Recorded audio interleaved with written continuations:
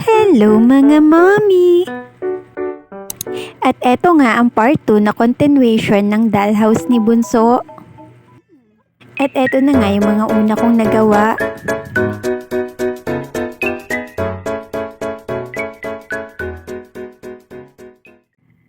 At eto na nga yung pangalawang pinili ni Bunso na gagawin ko.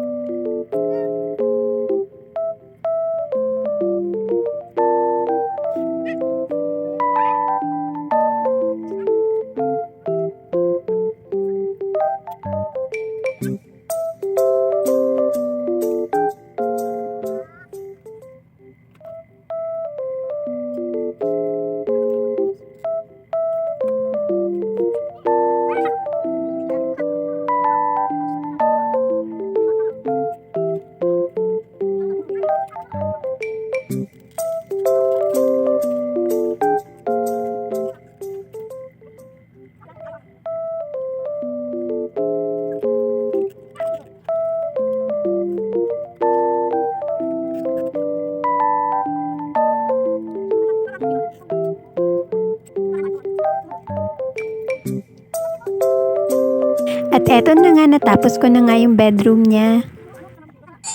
At napakaganda nga talaga nung dalawang una kong nagawa.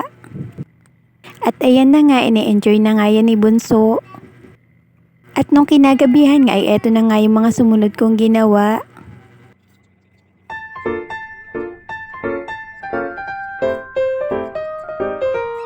At yung bathroom naman ang sunod kong ginawa. At dahil nga magkakahiwalay nga sila pag ginawa, ang lagi niyang ginagawa ni Bunso ay lagi niyang pinagpapatong, kaya nga naisipan ko na lang na idikit na nga lang ito ng stick glue. At dahil nga madilim na nga yung pinakababa niya ay nilagyan ko nga ng ilaw yan. Katapos ko ngang lagyan ay eto na nga yung magiging resulta.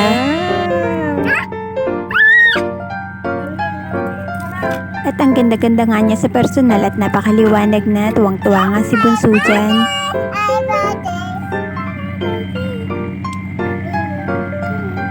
Yung ilaw na nga yan ay yun dati ko pang binili. Sayang naman kung matatambak lang, kaya niligay ko na lang dyan.